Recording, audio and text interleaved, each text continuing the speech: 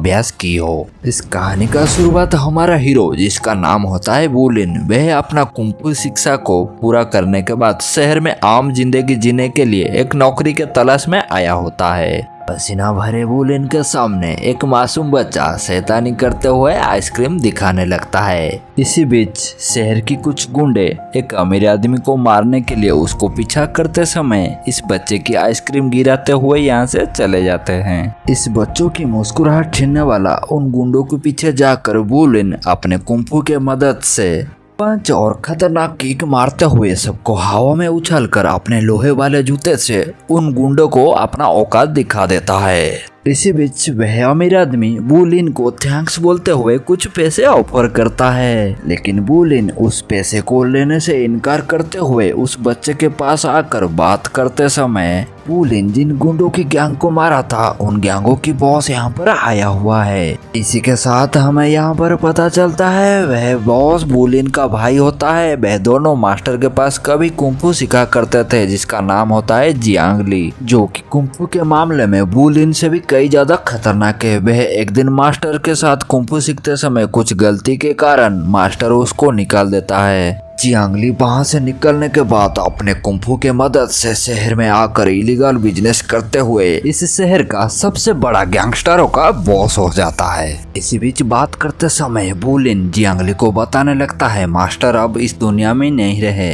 और जियांग ली उस मास्टर के अस्थि को देखते हुए बहुत रोने लगता है। आगे की सीन में हमें दिखाता है जियांग ली वुलिन का प्रैक्टिस करता हुआ देख एक पुराने यादों को अपने जहन में लाता है, जिसमें रोते हुए मास्टर को कहने लगता है मुझे माफ कर दीजिए, मैं दोबारा कभी उस आयरन बूट को नहीं चुराऊंगा, मैं वाकई में उस आयरन किक वाला कुंफू सीखना चाहता हूँ। मास्टर यहाँ पर कहने लगते हैं तुम उस लायक नहीं हो और तुम जैसे नालायक के लिए यहाँ पर कोई जगह नहीं है। आगे की सीन में जियांग ली को इसी शहर में पनाह देने वाला बॉस की कुछ खौफनाक सीन दिखाने के बाद यहाँ पर जियांग ली वुलिन को अपनी बॉडीगार्ड कंपनी में घुमाने के लिए लाया होता है। इसी के साथ यहाँ पर वुलिन शुरुआत में जिस अमीर आदमी को बचाया था वह अपना और अपनी बेटी की सुरक्षा के लिए एक बॉडीगार्ड हायर करने के लिए आया होता है। इसी बीच वह अमीर आदमी वुलिन को देखते ही बिना देर किए जियांग ली से वुलिन को हायर करने के लिए कहता है। जैसे कि हमें ये बात पता है वुलिन और उस अमीर आदमी को नहीं पता जियांग ली ही उस अमीर आदमी को मारना चाहता था। जियांग ली इसी का फायदा लेते हुए वुलिन को उसका बॉडीगार्ड बनने के लिए भेज देता है। आगे की सीन में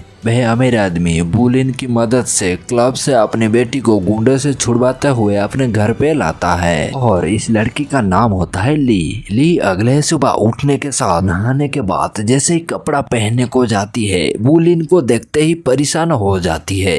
इसी बीच ली वुलिन को कुछ पैसे ऑफर करते हुए कहने लगती है तुम्हें पापा जितना पैसे दे रहे हैं मैं उनसे 2 गुना ज्यादा दूंगी, इसके बदले तुम्हें मेरे से दूर रहना होगा। लेकिन वुलिन को इससे कोई फर्क नहीं पड़ता क्योंकि वह ली के कहने पर नहीं ली के पापा के कहने पर यहाँ पर आया हुआ था। ली की फादर के कहने से वुलिन को ये अच्छी तरह से पता था ली की जान को खतरा है। एक दिन वुलिन और ली मिलकर एक रेस्टोरेंट में आए होते हैं। यहाँ पर वुलिन वेटर और वेट्रेस को देख के कुछ गड़बड़ी का आभास होता है। वुलिन उस लड़की वेट्रेस को नीचे पटकते हुए ली को कहने लगती है इस दारू में कुछ गड़बड़ी है, लेकिन ली को वुलिन पहले से पसंद ना होने की वजह से ये सब बेइज्जती समझते हुए यहाँ से जाने लगती है। ली को मारने की कोशिश करने वाले गुंडे इसी का फायदा उठाते हुए ली को गाड़ी में उठाते हुए ले जाते हैं। वुलिन यहाँ पर हार ना मानते हुए गाड़ी का पीछा करते हुए एक शॉर्टकट लेकर गाड़ी के सामने खड़ा होता है। सामने आता हुआ गाड़ी के ऊपर वुलिन बढ़ता हुआ अपने लोहे वाला जूते की मदद से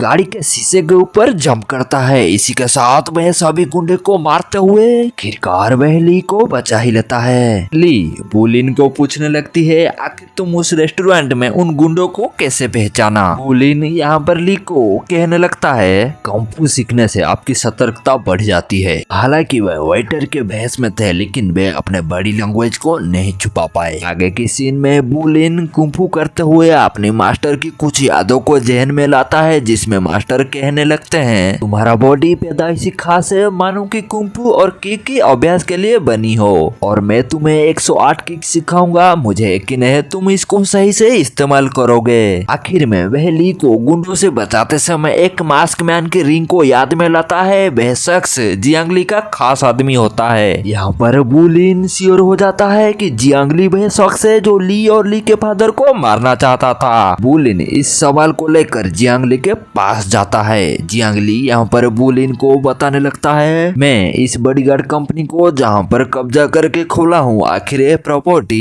ली का फादर का है। मैं उन्हें मार कर यहाँ का मालिक बन सकता हूँ। बुलिन यहाँ पर जियांग ली को कहने लगता है, तुम ऐसा क्यों करना चाहते हो? मेरा भाई होने के नाते ना छुपाते हुए मुझसे सब कुछ कह सकते हो। जियांग ली यहाँ पर बुलिन को कहने लगता है, तुम मेरा भाई नहीं हो। अगर भाई होते तो आयरन बूट लेकर 108 किक तकनीक को मुझसे नहीं छुपाते। इसी बीच जियांग ली बुलिन को कहने लगता है, अगर तुम मास्टर का पसंदीदा स्टूडेंट हो तो मैं तुम्हारा हुनर देखना चाहता हूँ। आखिरकार इन दोनों के बीच में जोरदार लड़ाई होने लगता है और जियांग ली का पावर देखते हुए बुलिन यहाँ पर हैरान हो जाता है। बुलिन भी कोई कच्चा खिलाड़ी नहीं है। वे अपना जोरदार किक की मदद से जियांग ली को यहाँ पर अपना असलियत दिखा देता है। जियांग ली अपनी औकात का जैसे ही पता चलता है, वह बुलिन को कहने लगता है, आज से तुम मेरा भाई नहीं हो। यहाँ पर जियांग ली के जाने के बाद बुलिन शातिर होने के साथ ली को लेकर कहीं छुपा रहता है। आखिरकार जियांग ली बुलिन और ली का जैसे ही पता चलता है, वह अपना सबसे खतरनाक और बेरहम बॉडीगार्ड को भेजता है ली और बुलिन को पकड़ने के लिए। बुलिन के छुपे हुए जगह पर गुंडों ने हमला करके बुलिन के साथ लड़ाई करते समय कुछ दूसरे गुंडे इसका फायदा लेते हुए ली को उठा लेते हैं। यहाँ पर बुलिन ली का पीछा करते हुए एक पुराने कारखाना पे आ जाता है, जहाँ पर गुंडे ने पहले से ही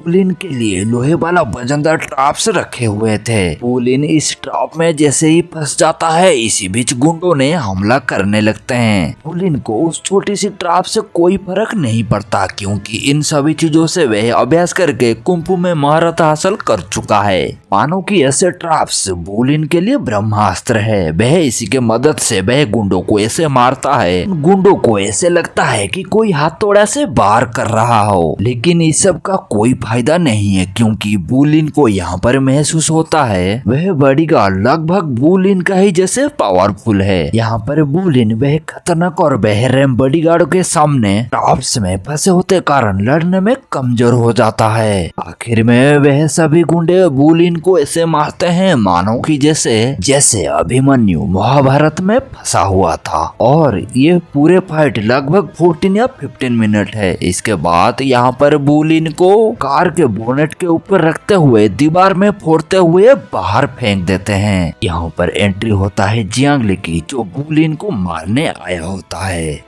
जियांग ली के पास खतरनाक पंच का पावर होने की वजह से वह बुलिन के छाती के ऊपर इतना तेज मुक्का मारता है मानो कि जैसे बुलिन की हार्ट डैमेज हो गया हो, और यहाँ पर बुलिन को जिंदा दफना कर यहाँ से चले जाते हैं। अचानक यहाँ पर बारिश होने की कारण से मिट्टी गीला होने की वजह से ढील पड़ती है और बुलिन अपनी बेशुमार ताकत की वजह से दोबारा जिंदा हो जाता है। जिंदा होने के बाद वह पहले अपने लोहे वाला जूता को निकालता है, जिसको मास्टर के कहने पर जिसको वो कई सालों से पहना हुआ था। आखिर वो दिन आ ही गया जिसमें मुझे अपनी ताकत को दिखाना होगा। यहाँ पर बुलिन सूट बूट के साथ उस बॉडीगार्ड कंपनी में आ जाता है, जहाँ पर ली और ली की फादर को बंदी रखा गया है। बुलिन यहाँ पर उन दोनों के पास पहुँचने से पहले उसको 100 से भी अधिक बॉडीगार्डों से लड़ना होगा। यहाँ पर बुलिन का लोहे वाला जूता ना होने की वजह से वह फुर्तीला होने के साथ हवा से बात करते हुए फुल पोटेंशियल के साथ किक की बारिश करने लगता है। यहाँ पर उन सभी बॉडीगार्डों को मारते हुए आखिरकार उन दरिंदे और खतरनाक बॉडीगार्ड के पास आ जाता है जिन्होंने